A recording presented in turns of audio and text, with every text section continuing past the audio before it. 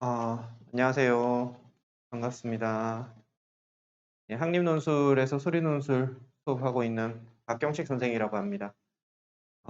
중위권, 어, 중위권에 대한 논술에 대한 설명을 좀 드리려고 하는데요. 어, 시작을 하기 전에 저희 자료들 중에서 사실은 저희 시간표와 함께 뭐 여러 가지 자료들이 많이 배포가 되어 있습니다. 들어가 있는데 여기 그 파란 요 선생님들 소개 요 안에 보시면 어, 요 파란 봉지로 저희 여름 시간표가 들어가 있습니다. 여름 시간표가 들어가 있고 요 여름 시간표가 한 장짜리고요.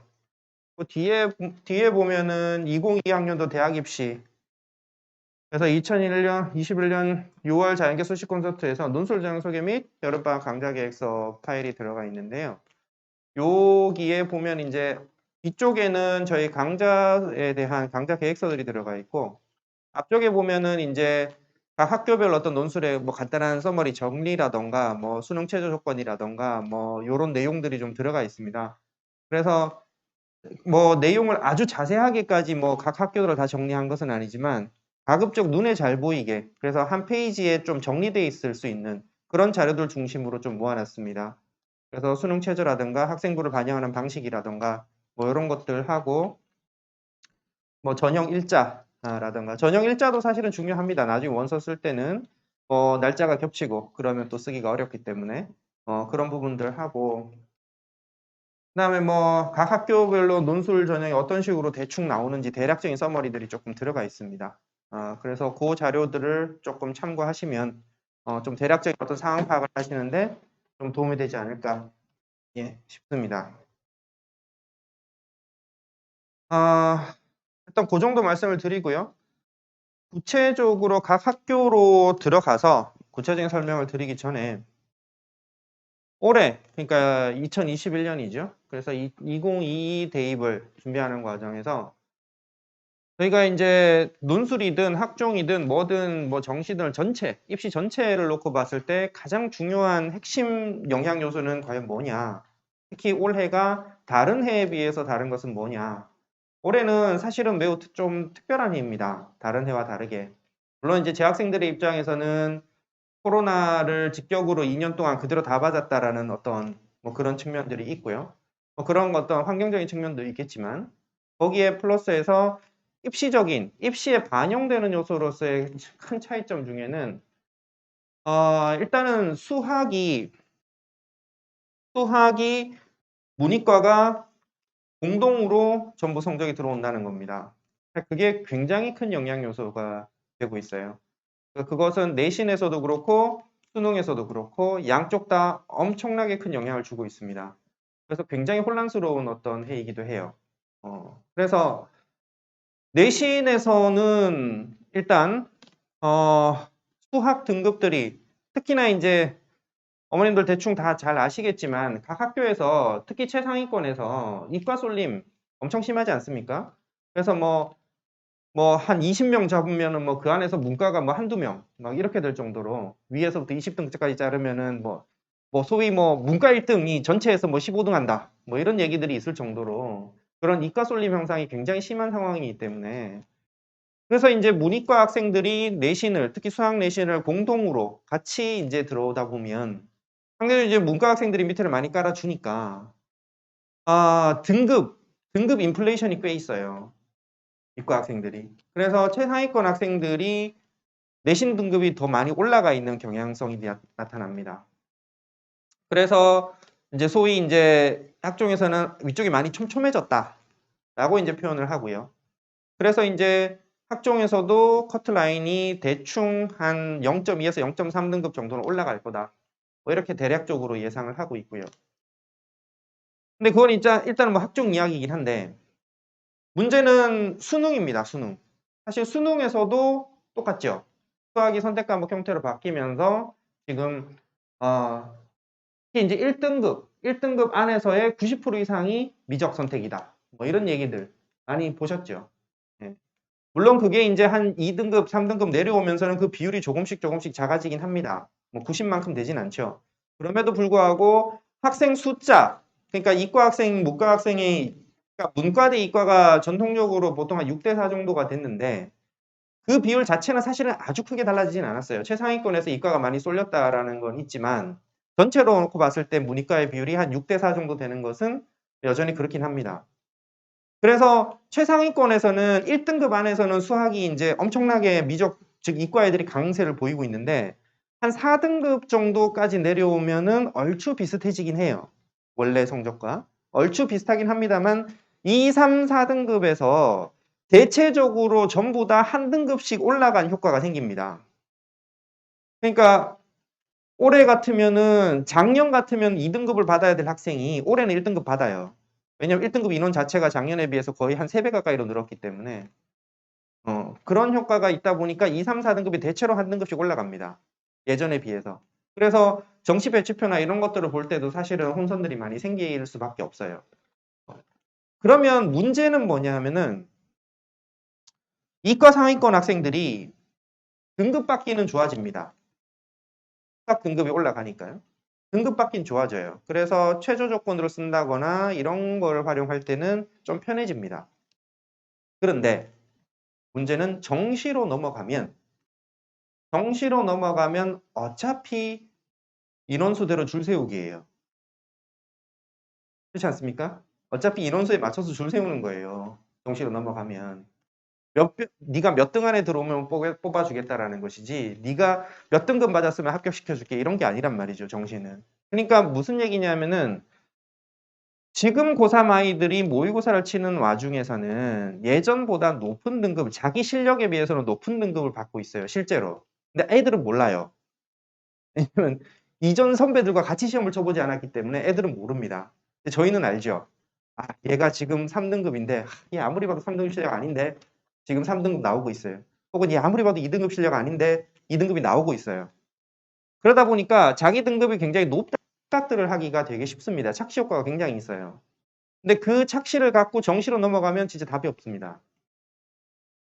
굉장히 곤란해져요. 어차피 내가 2등급 받아도 위에는 이과 애들이 잔뜩 있거든요. 문과 애들 별로 없이. 그런 상황이 벌어지기 때문에 정시로 넘어가면 진짜 답이 없는 상황들이 많이 벌어질 수밖에 없습니다. 굉장한 착시 효과들이 많이 있다. 그래서 이과의 입장에서 특히 수능을 바라보는 입장에서는 최저를 맞기에는 좋아졌다. 근데 정시로 넘어가면 여전히 답 없다. 오히려 예전보다 더 힘들어졌다. 라는 거예요. 역대 어떤 해보다도 재수생과 고3 사이의 학력차가 크게 나타납니다. 올해. 얘들은 진짜 코로나라는 게 어마어마해가지고요. 2년을 통으로 다 맞은 애들이기 때문에 학습 능력이 매우 처집니다. 근데 재수생들도 마찬가지예요. 걔네들도 1년 동안은 코로나 맞았어요. 근데 재수하면서 복구가 되거든요. 어느 정도 회복이 돼요. 어차피 누구나 재수하면 제로베이스에서 다시 출발한다는 느낌으로 출발하니까. 그래서 그런 부분들을 조금 염두에 두고 이제 논술이라는 걸 생각해 보면 사실상 수시에서는 논술이 많이 좁아지긴 했지만 예전에 비해서 많이 좁아지긴 했지만 그래도 여전히 논술은 강력한 어떤 수단이 되고 있다 라는 것을 조금 배경적으로 조금 봐두시면 좋을 것 같고요. 좀 더 이제 구체적인 이야기를 한번 시작해 보도록 하겠습니다. 아이고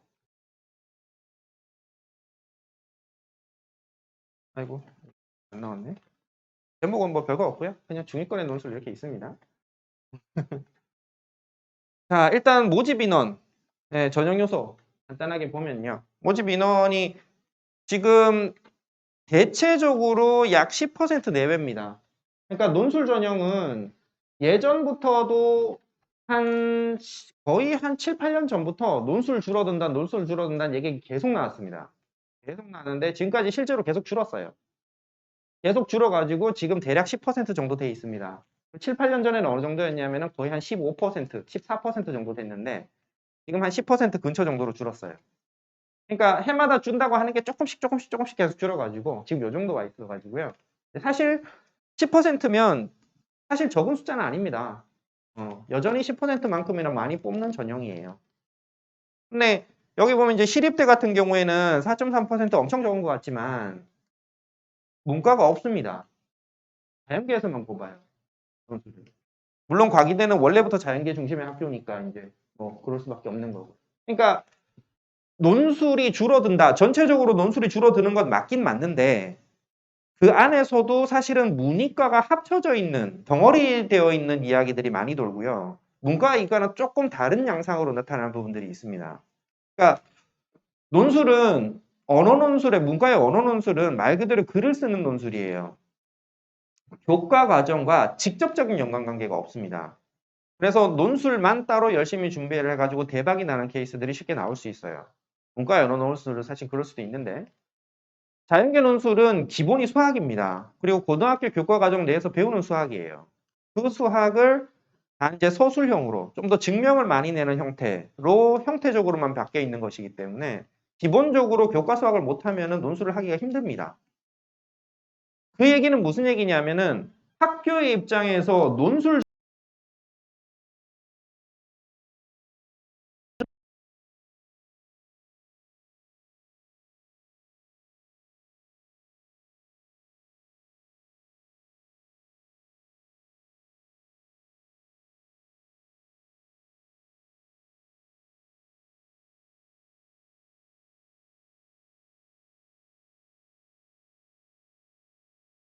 하는 겁니다.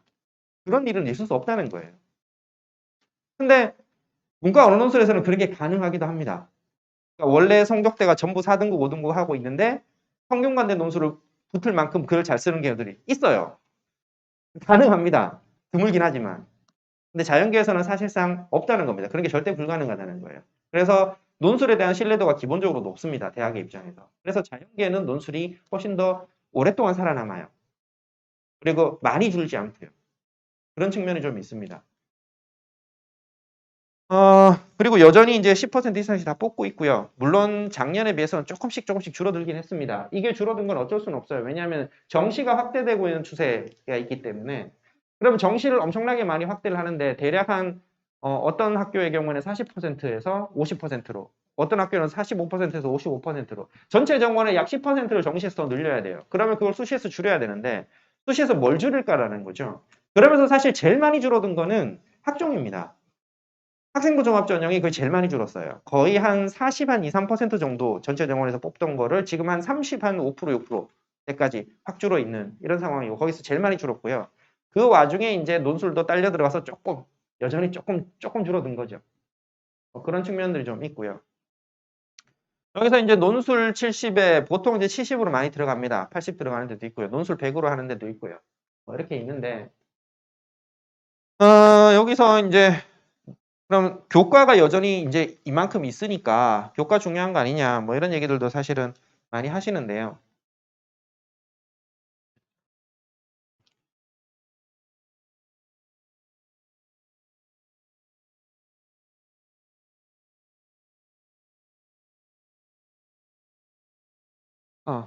예, 이게 학생부 반영 방식입니다. 학생부 반영 방식은 사실 제가 설명회 때마다 말씀을 드리지만 여전히 또 아직 좀 뭐 숫자 대충 보시면 이거는 사실 제 그 자료에 들어가 있습니다.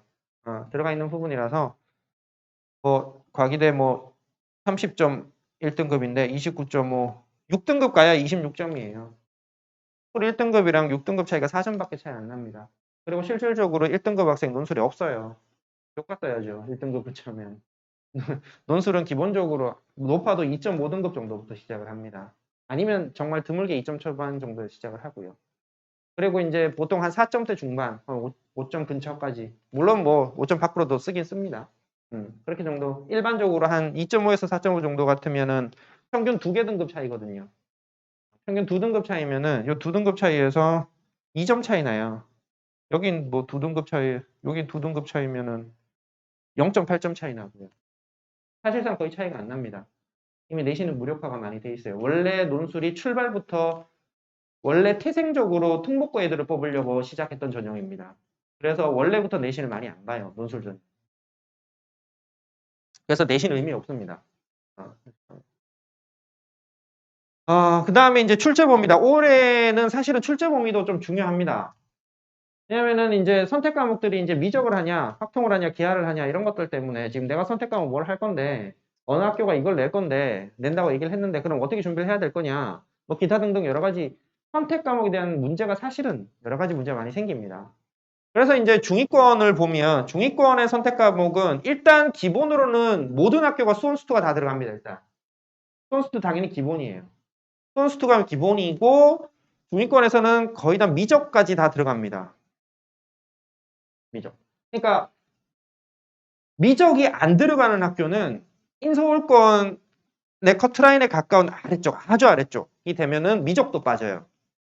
그 정도가 되면 예를 들어 뭐 가천대, 수원대 이쪽이라던가 뭐 산업기술대라든가 이렇게 돼버리면 경기권을 약간 나가는 논술의 경우에는 미적도 빠집니다. 근데 대부분은 인서울권 안에서 일단 미적까지가 기본입니다. 기본이 미적까지가 들어가고요. 그럼 여기에서 확통이나 기백이 어떻게 될 거냐. 사실 요거는 조금 애매한 부분이긴 합니다. 근데 확통의 경우에는 사실은 여기 다 들어와는 있는데 뭐 여기는 없죠. 아주대 인하대는 확통도 없습니다. 확통은 들어와는 있는데 문제를 낸다 하더라도 확통 문제를 심도 있게 낼 수가 없을 겁니다. 당연히. 어차피 낼 문제는 많아요. 어차피 낼 문제는 많은데 지금 교육부에서의 기본적인 지침은 문이과를 없애겠다는 것이지만 대학의 입장에서는 문이과를 완전히 없앨 수가 없기 때문에 그래서 학과의 입장에서 정시에서 응시 과목 기준들이 있죠. 이과 지원하려는 애들은 미적기하 쪽으로 응시해야 되고 문과 가는 애들은 확통 쪽으로 응시해야 되고 대학에서 학생들을 뽑을 때는 일단은 문이과를 구분해서 뽑고 있는 상황입니다. 물론 일부에서 교차 지원하는 것들을 허용하긴 하지만 전체적인 틀에서는 문이과를 구분하고 있어요. 문이과를 구분하고 있는데 확통이라는 게 문과 과목이다라고 이미 인식 속에서 자리 잡고 있는데 이과 학생들한테 굳이 다른 수학 문제도 많은데 확통 문제를 어렵게 낼 거냐? 저 같으면 당연히 안 그럴 것 같아요. 그럴 이유가 없습니다.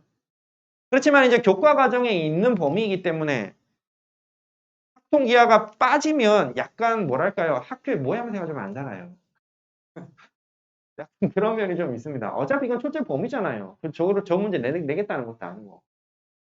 그래서 중위권에선까지는 사실은 확통 기하까지가 포함돼서 쭉 나오는 게 대부분입니다. 이 위에 학교들도 마찬가지. 그렇게 나와 있는데 어차피 확통 문제는 나오더라도 심도 있게 나오진 않을 거다. 그렇다면 기본적인 내용을 어느 정도는 저희 반 수업에서 정규반에서 기본적인 내용들을 훑어보고 가겠지만 그 부분을 심도 있게 다룰 생각을 하는 거죠. 기백도 마찬가지입니다. 기백도. 그러니까 작년 같은 경우가 사실은 미적까지가 필수였고 기백이 선택이었어요. 근데 기백을 표시해 놓은 학교들이 있었습니다. 선택 과목임에도 불구하고. 그렇지만 잘 안 내요. 어차피 잘 안 냅니다. 그리고 나오더라도 껍데기만 살짝 쓰고 있는 이런 형태로 나오는 정도이기 때문에 어차피 논술 수업에서 대비를 할 때는 그 정도로 한다는 거고 다만 상위권에서는 얘기가 조금 다를 수 있습니다. 상위권, 그러니까 서성한 위쪽이나 연대, 서울대 이렇게 되면 그쪽에서는 뭐 내고 싶은 대로 내요 그냥. 그쪽은 뭐 야 고등학생이 교과 과정이 있으면 다 해야지. 그게 뭐 무슨 과목을 선택이든 이게 무슨 상관이야. 그럼 다 내요. 생각 없다기보다는 하여튼 상관없이 그냥 막 냅니다. 위쪽에서는. 특히나 연대, 서울대 이런 데는 뭐 아무 신경 안 써요. 그냥 냅니다. 그래서 저희 시간표에도 보면은 최상위권을 대상으로 한 반에는 최상위 소리 놓은 곳에는 기하활동 특강반이 있습니다. 그래서 요 기하활동 특강반의 경우에는 정규반과 병행해서 같이 가는 옆에 사이드로 수강을 할 수 있는 반입니다. 근데 요거는 어차피 이제 위쪽 이야기니까 그냥 그렇게 소개만 하고요. 저희가 지금 주된 타겟은 아니고요. 중위권에서는 확통 기하반을 따로 만들진 않습니다. 어차피 심도 있게 나올 많은 주차를 할애할 만큼의 내용은 아니라고 보고 있기 때문에 그렇습니다. 네. 그 다음에 수능 최저 아이고 이게 언제 넘어갔지? 아니구나. 수능 최저가 옆에 이제 있는데요. 수능 최저는 이제 경희대가 기본적으로 이제 2개 하보, 경희대 건대 2개 하보, 이게 전통적으로 2개 하보였는데요. 계속 안 바뀝니다. 거의 그대로 계속 하고 있어요. 그러니까 수학이 상대적으로 등급 맞기가 조금 편해졌음에도 불구하고 여전히 그냥 최저는 이렇게 주고 있어요. 그렇다는 이야기는 상대적으로 약간 최저가 편해졌다라는 정도의 느낌이 좀 있다는 겁니다. 그러니까 수학 대체적으로 예전에 비해서 학생들의 실력에 비해서 한 등급 정도 올라가는 것이 일반적인데 그렇게 놓고 본다면은 이제 한 등급 정도 올라가니까 최저를 맞추기가 조금 더 편해지겠죠. 동국대. 그러니까 두 개 합오는 충분히 요구할 수 있는 최저인 걸로 보입니다. 동의대, 건대, 동국대라면. 예, 그 정도는 돼야죠. 두 개 합 5가 안 된다면 그러면은 두 개 합 5가 안 되는 성적 중에서 제일 좋은 성적이라면 아마 3333일 텐데 3333으로 실수능에서 3333 찍어가지고 동국대 갈 수 있는 거 안 되죠. 좀 곤란합니다. 어차피 안 되기 때문에 이 정도 최저는 충분히 요구할 수 있는 최저입니다. 말 그대로 최저고요. 아주대, 과기대, 인하대 여기는 최저 없습니다. 뭐 의예가 있어서 써놓긴 했습니다만 그게 다 없는 겁니다. 시대 때도 없는 거. 그래서 최저 없는 데가 뭐 많습니다. 지금까지 내려오기 시작하면.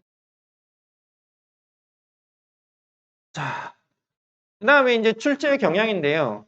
이 출제 경향은 사실은 이제 여기 자료에는 전체 학교들이 조금 어느 정도 이제 문제 스타일이 이게 이제 계산형이냐 아니면 좀 논술형이냐 뭐 이런 것들에 대해서 이제 조금 말씀을 이제 해놓은 건데요. 일단은 사실은 여기서 이제 이게 계산형이냐 증명형이냐 이거를 먼저 보기보다는 먼저 뭘 보셔야 되느냐 하면 이 난이도를 보셔야 돼요. 난이도. 이 난이도가 중요합니다. 그러니까 난이도가 왜 중요하냐면 논술 시험은 기본적으로 어려운 시험입니다. 기본적으로 어려운 시험이다 보니 논술에 충분히 익숙해진 학생이 아닌 그냥 논술을 처음 보는 학생이 논술 문제를 딱 보면 그냥 얼어요. 그냥 옵니다. 그러니까 그런 거 있잖아요. 이게 동물의 세계 이런 거 보면 뱀이 개구리를 잡아먹지 않습니까? 그러면 뱀이 개구리를 어떻게 잡아먹을까 이런 거를 이렇게 생각을 해보면 혹은 쥐를 잡아먹을 때 얘가 어떻게든 도망갈 수 있으니까 어떻게든 잘 이렇게 속여가지고 잘 숨어가지고 이렇게 기가 막히게 희한하게 이렇게 탁 기술적으로 이렇게 탁 잡아먹을 것 같다 뭐 이런 생각을 하기가 쉬운데 꼭 그렇진 않더라고요 보니까 어느 다큐 이렇게 보니까 깨구리가 있는데 그냥 뱀이 딱 나타나요.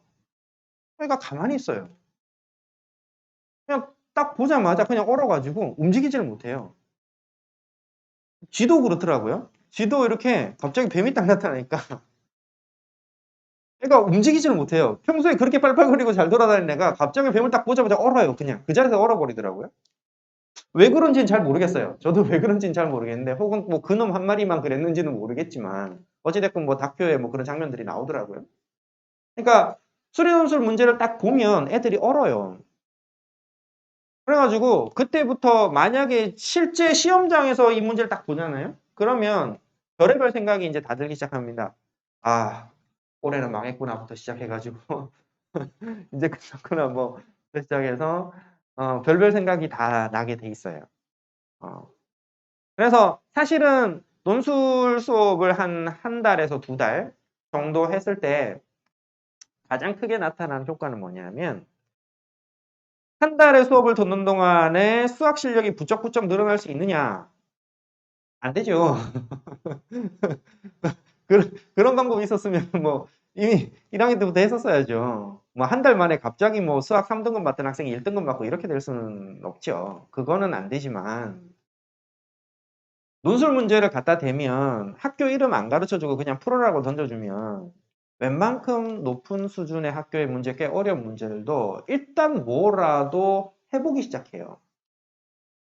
계산을 하든 뭐 고민을 하든 뭘 끄적거려 보든 뭐 잘못된 방향으로 한참 옆에 가서 헤매고 있든 무슨 짓을 하든지 간에 일단 뭘 하고 있어요. 그러니까 상대적으로 이제 얼지 않는다는 겁니다. 좀 익숙해지면. 그리고요. 의외로 크게 나타난 효과 중에 하나가요. 그런 게 있어요. 수능 문제 딱 보면 2점짜리가 있고 3점짜리가 있고 4점짜리가 있잖아요. 그러면은 이제 얘네를 어떻게 풀어야 시간 조절을 어떻게 해야 된다는 전략 이런 것들이 많잖아요. 처음에 이제 뭐 2점짜리 뭐 당연히 그냥 기본적으로 푸는 거고, 보이는 대로 푸는 거고. 3점짜리 이제 개 중에 뭐 조금 쉬워 보인다 그러면 바로 풀리는 거고, 조금 어렵다 싶으면 뭐 조금 시간 들여가면서 푸는 거고, 4점짜리인데 4점짜리가 좀 어렵다 싶으면은 일단 넘어가고, 그렇잖아요? 그러면 3점짜리와 4점짜리 난이도는 진짜로 4점짜리가 3점짜리보다 항상 어려울까요? 꼭 그렇지도 않아요. 학생마다 체감 난이도가 또 다르고, 여러 가지 측면들의 문제들이 있습니다. 근데 학생들이 3점짜리를 볼 때의 느낌과 4점이라고 써져 있을 때의 문제를 보는 느낌이 다르다는 거예요. 연세대 문제, 논술 문제도 한 6개 정도 이렇게 있으면은 6개 정도가 있으면은 6개가 다 어려운 게 아니에요. 앞에 문제는 상대적으로 기본적인 쉬운 내용부터 시작해서 차츰차츰 올라가면은 이쪽에 가면은 지금은 4개가 나오죠. 4개가 나오니까 한 3번, 4번, 한 4번 가면 뭐 좀 그렇죠. 그렇게 되는데 앞에 1번은 누구라도 충분히 할 수 있을 만한 소문항들이 나오는 것들이 많이 있단 말이죠. 그거를 그냥 학생들한테 풀어라 이렇게 전해주면 풀어요. 근데 처음 시작할 때 이거 연세대 기출 문제인데 한번 풀어봐 주잖아요. 손을 못 대요. 그거 굉장히 큽니다. 실제로 심리적인 어떤 멘탈적인 부분이 굉장히 커요.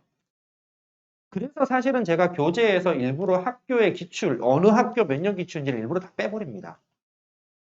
예전에는 교재에 그걸 다 넣었거든요. 이게 어느 학교의 몇 년도 기출인지를 다 넣어놨는데 어느 순간부터 그걸 다 빼버렸어요. 애들이 손을 못 대는 경우들이 너무 많이 생깁니다. 왜냐하면 저는 분명히 애들이 풀 수 있는 난이도를 맞춰서 문제를 뽑아놨는데 애들이 문제가 어느 학교 건지를 보고 일단은 못 푼다고 생각하는 경우들이 많고, 그리고 충분히 풀 수 있어야 될 학교의 문제인데 안 풀렸을 때의 자괴감, 그런 것들이 또 굉장히 커요. 애들이. 그러니까 한 중위권에서 경희대, 건대 정도를 충분히 갈 수 있는 실력이 되는 친구인데 문제를 단국대 문제에 딱 보잖아요. 혹은 광운대 문제다. 그럼 단국대, 광운대 뭐 할만하겠지. 근데 단국대 문제, 광운대 문제 만만치 않습니다. 어떤 문제들, 많은 문제들 경희대 문제보다 훨씬 더 어려워요. 풀어보면 안 풀려요. 광운대 문제인데 내가 못 풀어서 어떡하지? 부터 시작해가지고 별의별 고민을 다 해요. 아주 머릿속에서 난리가 납니다. 그런 일들이 많이 벌어져요. 그래서 제가 일부러 교재에서는 학년, 연도 이런 거, 그러니까 학교 연도 다 빼버리는데. 하여튼, 그래서 난이도를 좀 보시면 일단은 학교 레벨에 맞춰서 어느 정도의 난이도는 따라갑니다. 어느 정도는 따라가는데, 그래서 보면 시립대는 난이도 상에서 출발해요. 제가 9단계로 구분해 놓은 겁니다. 그러니까 중상, 중하, 이렇게 중중 이렇게 9단계를 해놓으면 이게 상하예요. 상하. 기본적으로는 상급인데 그 중에서는 좀 할만하게 나옵니다. 시립대 정도 되면. 그러니까 상급으로 들어가 있는 문제들이 시립대, 그다음에 한양대, 연대, 서울대 이런 데들이 기본적으로 상급으로 들어가요. 들어가긴 하는데 물론 시립대 문제도 모든 문제가 그런 건 아니지만 대략적인 난이도는 이렇게 이제 볼 수 있는데요. 그 나머지 이제 경희대, 건대 이렇게 내려가면 일단은 중이에요. 중인데 근데 요거는 과학이니까 빼고요. 동국대만 합니다. 그러니까 동국대는 상대적으로 약간 문제가 좀 쉽게 나와요. 그리고 조금 계산 중심으로 문제가 나옵니다. 그래서 이제 동국대가 조금 해볼만 해요. 계산 중심의 문제이기도 하고. 지금은 이제 최저가 또 다른 데랑 비슷하게 맞춰줘서 더 해볼만 하고, 작년까지는 동국대가 약간 좀 유난히 최저를 좀 세게 걸었거든요. 그래가지고 조금 문제가 있었는데, 근데 올해는 동국대도 충분히 해볼만 합니다. 이런 상황들이 좀 벌어지는데. 어찌되었건 난이도가 대략 중짜리들이에요. 중짜리들인데 제가 사실은 중위권이라고 네이밍이 잡혀 있는데 사실 여기서 과기대, 아주대, 인하대가 이렇게 일부러 제가 여기를 포함을 시켜놨습니다. 저희가 원래 이제 중위권의 경계를 보통 동국대 정도까지를 봅니다. 동국대 정도까지를 보고 사실은 과기대, 아주대, 인하대는 일단은 하위권으로 들어가요. 물론 하위권 중에서는 제일 높은 쪽이긴 하지만. 그럼 거기에 있는 게 이제 과기대, 아주, 인하대도 있지만 이제 숭실대, 홍익대 이런 데들이 있는데 숭실대는 여기 안 넣었어요. 학교 숭실대 사실 약간 더 높긴 하지만 안 넣었는데 왜 그러냐면 문제 스타일이 좀 달라서 그렇습니다. 숭실대는 조금 더 짧은 계산형의 문제, 그래서 상대적으로 조금 더 아래쪽에 약술형 논술에 가까운 스타일의 문제를 출제를 해요. 그러니까 상대적으로 난이도가 좀 쉽습니다. 근데 아주대 인하대 요쪽 그리고 사실은 요게 넣기 좀 그래서 안 넣었지만 광운대가 있습니다. 요 밑에 광운대까지. 광운대까지가 요 학교들이 논술이 좀 만만치가 않아요. 학교 레벨에 비해서 조금 문제를 어렵게 냅니다. 어렵게 낸다는 얘기는 대신 점수가 낮아지면 돼요. 학교에서 학생들을 변별할 때는 전혀 문제가 되지 않습니다. 그냥 점수가 뭐 평균이 좀 낮으면 되죠. 아니면 학교에서 전체적으로 평균을 높여줄 수도 있어요. 왜냐하면 밖으로 발표되는 숫자가 문제가 되면 학생들이 실제로 푼 거는 학교 원래 기준으로는 평균을 내보면 합격자의 평균이 예를 들어서 40점이에요. 근데 발표를 하기가 좀 그래요. 왜냐하면 실제로 발표가 그렇게 나오진 않거든요. 그러면 학생들이 또 지원을 잘 안 할 수도 있고. 그래서 보통 발표될 때는 평균이 한 60점에서 70점 정도로 맞춰져서 발표가 됩니다. 근데 그거는 왜 그러냐면 논술 문제를 출제를 할 때 기본적으로 학교가 의도하는 첫 풀이 방향이 있어요. 그리고 각 채점 기준이 있습니다. 그 채점 기준에 맞춰서 일단 채점을 해요. 예를 들어서 10,000명 정도가 시험을 봤다. 그럼 한 100장 정도를 일단 그렇게 채점을 합니다. 그 다음에 채점 기준을 고쳐요. 실제로 채점 기준을 고칩니다. 그러니까 점수의 배점이라던가 혹은 맨 처음 문제를 만들 때는 예상하지 못했던 다른 풀이 방식이라든가 이런 것들이 막 들어오거든요. 그럼 거기에 맞춰서 채점 기준을 고칩니다. 채점 기준을 고치면서 평균을 어느 정도 맞춰줘요. 물론 그 채점 기준 변화 때문에 학생들의 순위 변동은 안 생깁니다. 순위 변동은 거의 안 생겨요. 채점 기준이 조금 바뀐다 하더라도. 다만 점수를 전체적으로 약간 인플레이션 시켜주는 거죠. 어찌되었건 이제 그렇게 놓고 보면 학교에서 발표한 예전 자료들을 보면, 그러니까 예전 입시 결과들을 보면 어느 학과는 뭐 60점, 어느 학과는 70점, 어느 학과는 85점, 뭐 이렇게 논술 점수의 차이는 생겨요. 그러니까 그 차이는 이 학교의 이 논술은 이건 65점짜리니까 이거는 뭐 어려운 건가, 쉬운 건가 이렇게 판단할 수 없다는 겁니다. 상대적인 차이만 유의미해요. 상대적인 차이만. 하여튼 그런 난이도를 보시면 기본적으로 대체적으로 약간 어렵습니다. 약간 어렵고 여기에 또 증명 형태들이 조금 많이 들어가 있어요. 그래서 난이도가 좀 어렵습니다. 증명 형태가 많이 들어갑니다. 근데 약간 예외적인 부분이 있는데 건대가 약간 예외적이에요. 건대는 조금 예외적입니다. 무슨 얘기냐면은 제가 약간 강조하기 사실 계산이 10은 아닌데요. 계산 10이라고 써놨습니다. 보통 7대3, 6대4 이렇게 나왔다는데 계산 10이라고 제가 써놨는데 이거는 형태적으로 봤을 때 건대는 질문이 뭐냐면은 모임을 보이시오, 모임을 증명하시오 이런 문제가 없습니다. 아예 없어요. 무조건 계산하시오예요. 어떤 각을 계산하시오. 어떤 값을 쓰시오. 값을 계산하시오. 무조건 끝이 계산하시오로 끝납니다. 그래서 이거를 제가 형태적으로 계산형이라고는 써놨는데 그리고 난이도도 사실은 중하 정도라고 잡아놓긴 했지만 사실은 이게 실질적으로는 좀 더 올라가야 됩니다. 이 난이도는. 건대 문제가 조금 더 난이도가 있긴 합니다. 왜냐하면 그 계산이 빡세요. 계산이 상당히 빡세요. 계산을 좀 어렵게 됩니다. 그런 스타일이 여긴 없지만 사실 위에 중대도 약간 그런 스타일인데요. 계산이 만만치 않게 나와요. 그래서 건대는 사실은 조금 더 난이도가 높다고 보긴 해야 돼요. 이거는 어디까지나 이제 대략적인 난이도를 일단은 봐둔 거니까요. 그러니까 중위권에서의 논술 기본적으로 만만치 않습니다.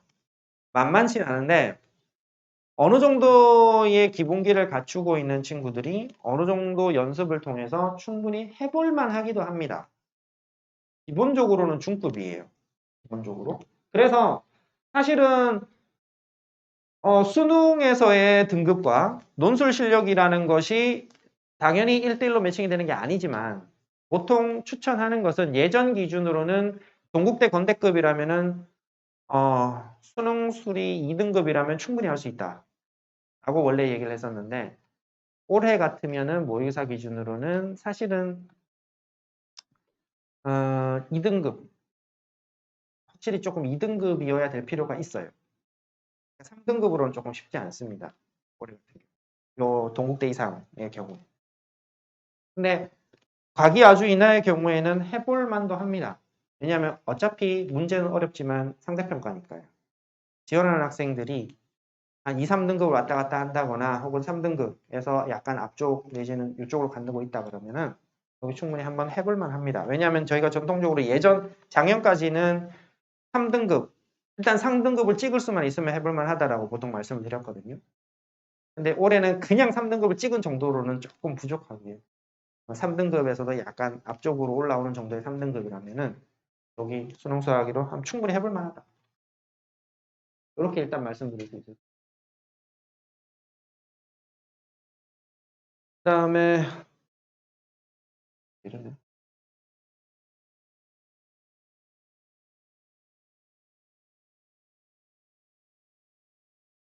이게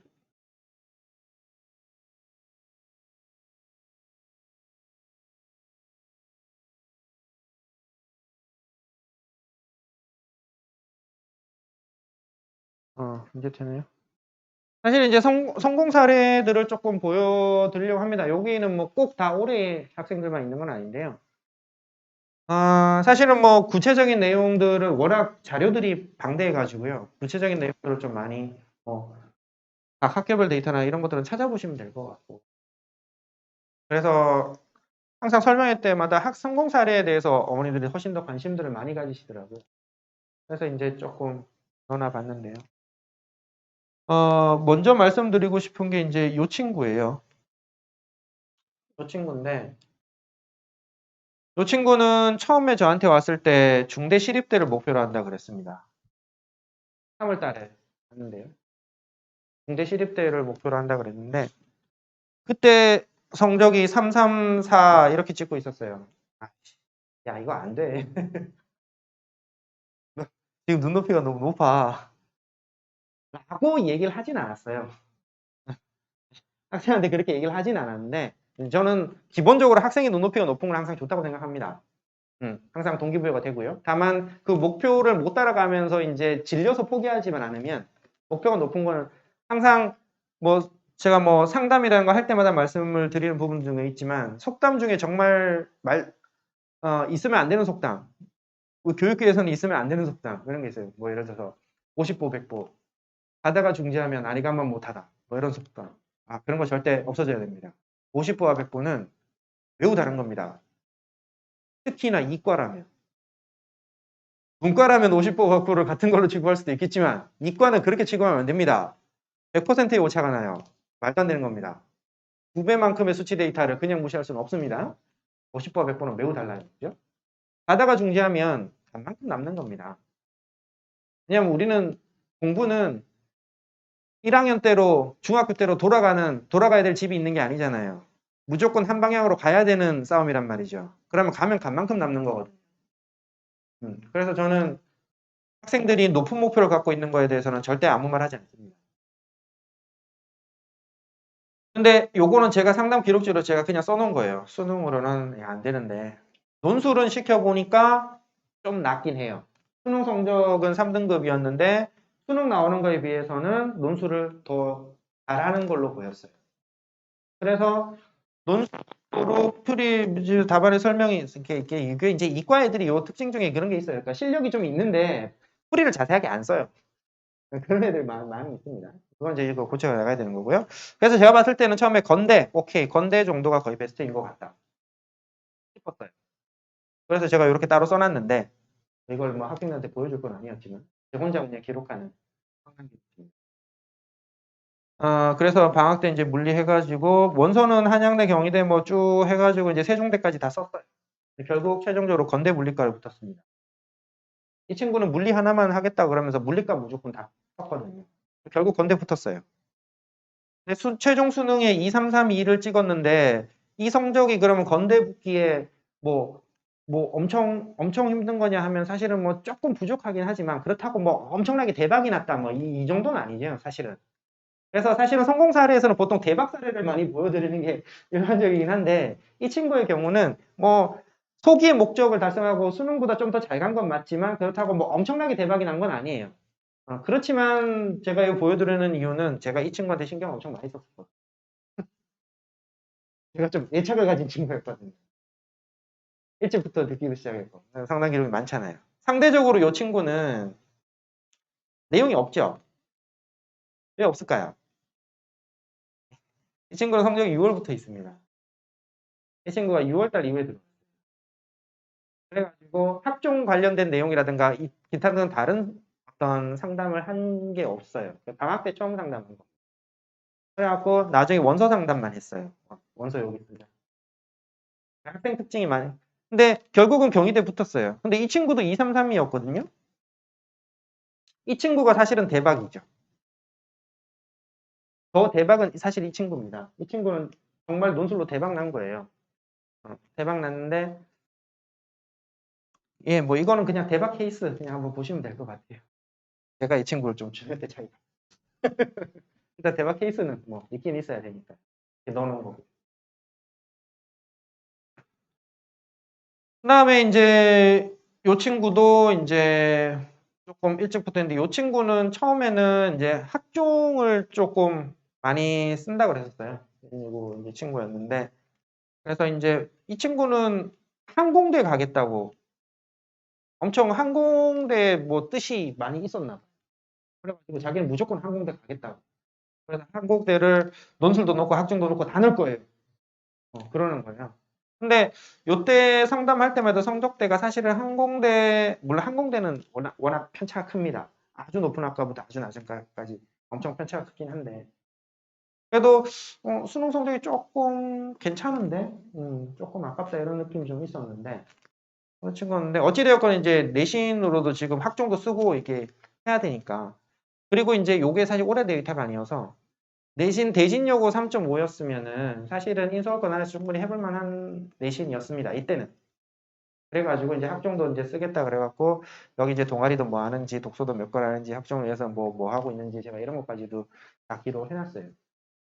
얘기를 했었는데 어찌되었건 결국은 이 친구가 이제 교과도 놓고 뭐 논술 쭉 썼어요. 근데 결국 2대를 붙었습니다. 최종 수능 33116 이렇게 나왔는데 2대 붙었어요. 어우 이런 게 대박이죠. 이런 게 대박입니다. 여기까지 이제 대박 케이스고요. 이 친구, 이 친구도 참 제가 개인적으로 애착이 많이 가는 친구인데 이 친구의 이야기에서 가장 특징적인 부분은 이겁니다. 6월 달에 채점을 안 했대요. 아니 시험을 봤는데 채점을 안 했답니다. 그래갖고 이게 뭔가 그래갖고 근데 얘 성격을 보면 충분히 그럴 만한 애였어요. 애가 말을 안 해요. 그러니까 엄마가 엄청 답답해 하셨는데 어쩔 수 없어요. 그냥 성격이 그런 겁니다. 무조건 말을 안 하는 친구. 굉장히 누가 봐도 이과인. 되게 답답한 이과인. 그런 친구였는데 채점 안 했어? 오케이. 그래. 뭐 너라면 그럴 수 있겠다. 그래서 넘어갔어요. 그런 친구들 제가 또 누구보다 잘 알거든요.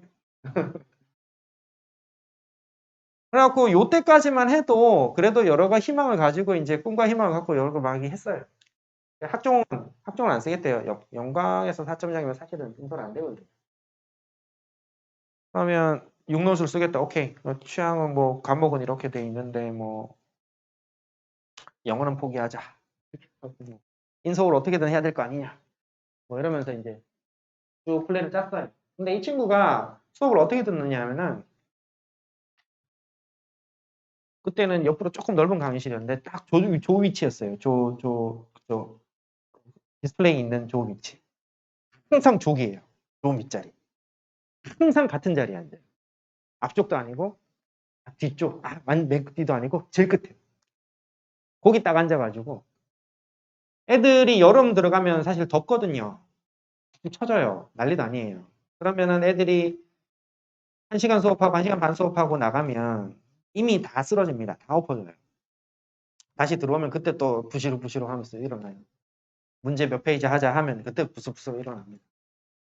얘는 그때도 계속 뭔가를 복습을 하고 있어요. 나름대로 정리를 하고 있어요. 그리고 이제 그전 시간에 했던 거 다시 쓰기 뭐 이런 거 이제 기본적인 숙제라든가 이런 것들은 철저히 다 해오고요. 그러면서도 말은 안 해요. 질문은 한마디도 안 해요. 말은 절대 안 하는데 엄청 열심히 했어요. 그러더니 결국은 서울과기대에 붙었어요. 서울과기대에 붙었는데 그래서 이제 합격자 조사를 제가 직접 안 했었거든요. 저희 학원 전체에서 합격자 조사를 하고 그 합격자 명단에 얘가 서울과기대 붙었다라고 돼 있는 거예요. 그래가지고 아 그렇구나. 그래서 저는 전화를 했죠. 해가지고 야 너 수능은 어떻게 나왔냐? 물어봤더니 선생님 저 다 5등급 나왔어요. 다 5등급이래요. 아씨, 약간 얘기 좀 해봐. 국어부터 얼마나 나왔어? 국어 5구요. 수학도 5구요. 영어도 5구. 진짜 다 5가 나왔대요. 물론 이 친구는 자체로 대박이기도 하지만 또 HI 가던 친구이기도 했고 그래갖고 제가 이제 기왕이면 이렇게 대박도 나고 했으니 야 선생님 저기 브로셔에 좀 넣으려고 너 그 학생들 후기 이런 거 조금 모으고 있는데 너 수업 뭐 느꼈던 거 이런 거 좀 써줄 수 있겠니? 애가 말을 안 해요. 대답이 없어요. 그거 좀 써줘. 야, 그 뭐 문화상품권도 이렇게 좀 하고 너 용돈도 좀 쓰고 하면 좋으니까 야 하나 좀 써봐. 그리고 야, 문자로 해가지고 카톡으로 해서 어차피 카톡으로 한두 발 정도 많이도 필요 없어. 어, A4 한 네다섯 줄이면 돼. 그 정도만 좀 써봐. 네, 그래요. 그래갖고 그 다음 날인가? 왔어요. 문자로 딱 두 줄로 왔더라고요. 문자로 딱 두 줄로 왔는데 그냥 수업 좋았습니다. 뭐 이게 끝이에요, 그냥. 뭐 내용이 없어요, 아무것도. 그래갖고 야, 이건 좀 너무 짧은데 그래도 한 서너 줄이라도 어떻게 안 되겠니? 했더니 내가 선생님 이게 제 최선입니다. 그런 거야. 아, 그렇구나. 좋다. 너라면 충분히 그럴 수 있겠다. 얘 느낌이 딱 그랬어요. 얘가 최선이다라는 말은 절대 기분 나쁜 멘트가 아니에요. 얘는 진짜로 그게 최선이었던 거예요. 누가 본지는 잘 모르겠지만 하여튼 제가 봤을 때는 분명히 얘는 그게 최선이었어요. 그런 굉장히 답답해 보이는 친구지만 또 하여튼 그래서 굉장히 기억에 많이 납니다. 근데 요는 사실은 이런 친구들이 기본적으로 사실은 어느 정도의 성실성을 베이스로 사실 깔고 있어야 됩니다. 그러니까 논술이라는 것 자체가 기본적으로 쉽지 않은 과정이기 때문에 어느 정도 그걸 계속 따라가고 하려면 기본적인 어떤 성실성과 어떤 의지 이런 것들이 사실 조금 있어줘야 돼요. 그래서 그런 것들을 과정을 계속 따라가면서도 포기하지 않고 계속 가려면 사실 학생들이 과정을 따라가기가 쉽지 않습니다. 왜냐하면 수능 학습의 경우에는 시기별로 모의고사가 있어요. 물론 그게 사설 모의고사든 뭐 평가원 모의고사든 어찌되었건 모의고사가 있으면 혹은 예전 모의고사가 있으면 내가 시험을 쳐보고 혹은 내 혼자 시간을 재가면서 풀어보고 내가 이 정도 실력이 되는구나라는 걸 객관적으로 확인할 수가 있어요. 근데 논술은 그게 쉽지가 않습니다. 물론 논술 모의고사를 저희가 매주 치긴 합니다만 평균도 되게 왔다 갔다 하고 그리고 어찌되었건 우리 학원이라는 사이즈가 있기 때문에 전국 단위의 시험을 보는 게 아니기 때문에 그러다 보니까 내가 어느 정도 늘고 있다라는 느낌을 잘 못 받아요. 그래서 그거를 계속 앞으로 나가기 위한 동력이 사실은 조금 쉽지 않습니다. 그럼에도 불구하고 그걸 계속 앞으로 나가려고 하면 어느 정도 이제 의지가 필요한 거죠. 그 의지가 정말로 상위 학교에 대한 어떤 순수한 열망이 되었건 아니면 여기서 포기하면 난 정말 끝이다라는 절박함이 되었건 그게 뭐가 되었던지 간에 어찌 되었건 뭔가 동력은 필요해요. 그런 부분들이 조금 필요하긴 합니다. 그리고 그런 게 있으면은 이제 성공하는 케이스들이 충분히 나온다. 그런 얘기들을 좀 할 수 있을 것 같아요. 논술은 제가 사실은 설명회 때마다 늘 말씀을 드립니다만 논술을 선택하는 기본적인 요인은 항상 객관적인 데이터가 아니에요, 사실. 객관적인 데이터에서 너는 이성적으로 여기 갈 수 있어. 그거는 학종이나 정시에서 나오는데 논술에서는 네가 수능 이 정도 하니까 논술로 여기 붙을 거야. 이 얘기를 할 수가 없어요. 얘가 성적대로 수능 2등급이 나오는데 그러면은 여기 단국대 쓰면 붙느냐? 몰라요. 해봐야 합니다. 광운대 쓰면 붙느냐? 해봐야 알아요. 그러면 뭐 시립대 쓰면 반드시 떨어지느냐? 꼭 그렇지도 않아요. 또 해볼만 할 수도 있습니다. 경희대급 학생이 시립대 뭐 충분히 또 논술을 써볼 수도 있어요. 그런 미지수가 늘 존재할 수밖에 없기 때문에 그래서 선택을 하는 과정에서는 이제 심리적인 어떤 유인이 굉장히 중요해지죠. 의지의 정도라든가 특히 이제 상위 학교에 대한 의지 정도. 그게 강하면 강할수록 성공하는 케이스도 나오고 과정도 잘 따라갈 수 있고요. 그런 것들이 좀 필요하긴 합니다. 아까도 이제 성공 케이스에서도 보셨지만 6월 달에 시작하는 친구들도 성적에 비해서 대박 나옵니다. 안 나오는 거 아니에요. 물론 이제 확률적으로 일찍 시작한 학생들보다 조금 떨어지는 건 어쩔 수 없습니다만, 그럼에도 불구하고 6월 달 시작해도 성공하는 케이스들은 충분히 나오긴 나옵니다. 그래서 아직 늦지 않았어요. 충분히 할 수 있습니다. 저희 뭐 커리큘럼에 대해서 뭐 이렇게 돼 있는데요. 제가 뭐 자료라서 넣어놓긴 했는데 이거 뭐 잘 보이지도 않고요. 어차피 저희 시간표 저기 본 거 보면 뭐 다 나와 있고요. 이게 왜 이렇게 예 이것도 뭐 이미 많이 지나간 과정이어서 더 설명을 자세하게 드릴 필요까지는 없을 것 같습니다. 아, 여기 원래 내용이 좀 있었는데 여기 잘 안 보이네요. 이게 저희 PPT가 약간 지금 과정에 문제가 있는 것 같은데 원래 이 앞에는 뭐가 있냐면은 과학 논술에 대한 이야기가 있습니다. 그러니까 중위권에서는 이제 과학 논술 이야기는 아까 저희 이제 실장님도 말씀을 하셨지만 과학은 시작을 하게 되면 기본적으로 여름부터 시작을 합니다. 그래서 이제 7월 달부터 시작을 하게 되고 원래 이제 과학이 있는 학교가 원래는 예전엔 5개였는데 올해 경희대가 없어졌습니다. 그래서 이제 위에서부터 보면은 이제 연대, 성대, 그다음에 중앙대, 건대 이렇게 이제 4개 학교가 이제 있게 되는데 지금 현재 우리가 이제 얘기하고 있는 영역대에서는 이제 건대밖에 없죠.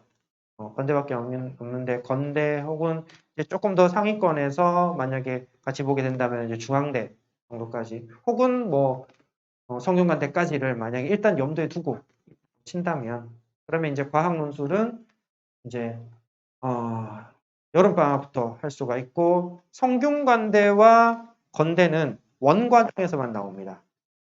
원과정에서만 나오게 되고 그다음에 연세대하고 중앙대는 2 과정까지 포함돼서 나옵니다. 그래서 어차피 이제 그런 부분들, 과정이 어디까지 나오느냐라는 부분까지 저희가 이제 다 염두에 두고 과학 수업들이 진행이 됩니다. 과학 선생님들도 워낙 또 논술 오래 하셨던 분들이어서 그분들은 이제 그거 다 맞춰서 진행을 하시기 때문에 예.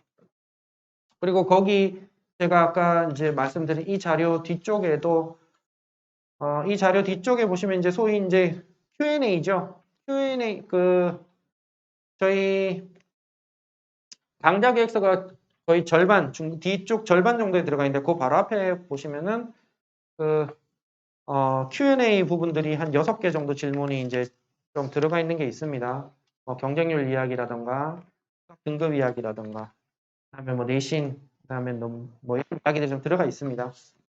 얼마 전에는 뭐 또 여기 노원 지역에서의 뭐 내일신문 거기에서 또 칼럼을 좀 기사를 좀 써달라고 그래가지고 또 거기도 뭐 써드리겠는데 저기 뭐 이렇게 붙어 있더라고요. 저희 학원에도 붙어 있는데 거기도 뭐 같은 얘기가 들어가 있습니다. 원래 쓰던 자료에서 제가 썼던 내용을 조금 압축해서 보내주고 했었는데 예, 하여튼 뭐 수업 진행 방식이나 이런 것도 사실은 여기 들어가 있었는데요.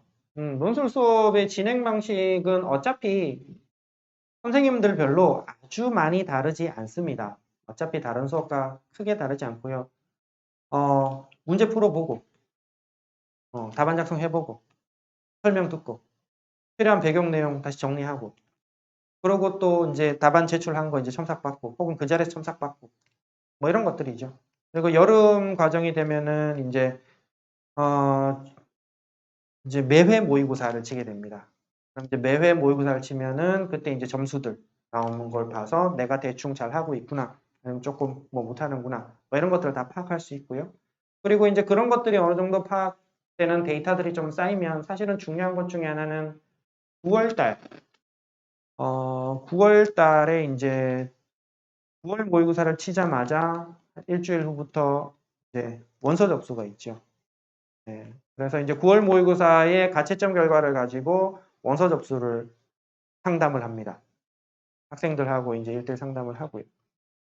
물론 그때는 저 같으면은 이제 어머님들하고까지 전부 다 1대1 상담을 시간적으로 따로 할애하기는 좀 어렵습니다. 공식적으로 할애를 하기는 어렵고요. 다만 뭐 중간중간에 어머님들이 이렇게 짰는데 이거 뭐 전화 통화나 이런 부분들까지 뭐 그런 부분은 필요하면 뭐 하긴 하고요. 예. 그래서 기본적으로 학생들하고는 다 원서 상담을 합니다. 그리고 그 원서 상담을 할 때 중요한 근거 중에는 논술 문제 스타일과 그 스타일에서 맞은 점수, 그게 아주 중요한 기준이 됩니다. 그래서 사실은 여름 과정에서의 모의고사 문제는 제가 일부러 문제 유형을 굉장히 다양하게 구성을 합니다. 증명에 치우친 문제, 계산에 치우친 문제, 그리고 난이도가 높은 문제, 낮은 문제 이런 것들을 확 섞어놔요. 확 섞어놓고 어떤 문제에서 어느 정도의 점수를 받았는가 그런 것들을 봐가면서 경희대와 건대는 실제로 수준이 거의 비슷합니다. 옛날 경희대가 사실 옛날 경희대가 아니죠. 약간 조금 내려오기도 했고 원래 조금 문과 쪽 중심이어서 이과가 조금 더 빠지기도 했고 건대는 이과 중심의 학교다 보니까 조금 더 올라가는 효과가 있고 그러다 보니까 사실은 이과에서 경희대와 건대는 큰 차이는 안 납니다. 거의 비슷해요. 근데 그럼에도 불구하고 두 개의 학교가 최저가 같습니다. 여러 가지 면에서 조건이 거의 비슷해요. 그러면 원서를 쓸 때 경희대를 쓸 거냐 건대를 쓸 거냐 뭐 이런 거 이런 것들을 판정하고 고민할 때는 학생에 대한 데이터가 다 사용이 됩니다. 그런 것들을 다 고려해서 원서 상담을 하거든요. 아마 9월달 일정 중에서 그게 제일 중요한 일이 될 거예요. 그래서 그런 원서 상담들까지도 저희가 어느 정도 다 커버를 하고 맡고 간다는 겁니다. 그런 부분을 좀 염두에 두시면 또. 네. 그리고 제가 이제 요 수시 콘서트 이후에 상담 일정을 조금 따로 며칠을 빼서 데스크에 저희 안내 데스크에다가 이야기를 해놨습니다. 날짜가 가능한 날짜가 있으니까 혹시 상담이 필요하신 분들은 저희 데스크에다가 신청을 하시면 상담이 가능합니다. 그 염두에 두시고 상담 신청 필요하시면 지금 나가시면서 상담 신청하시고 가시면 될 것 같아요. 네, 그러면 제 설명은 여기까지 마치도록 하겠습니다. 감사합니다.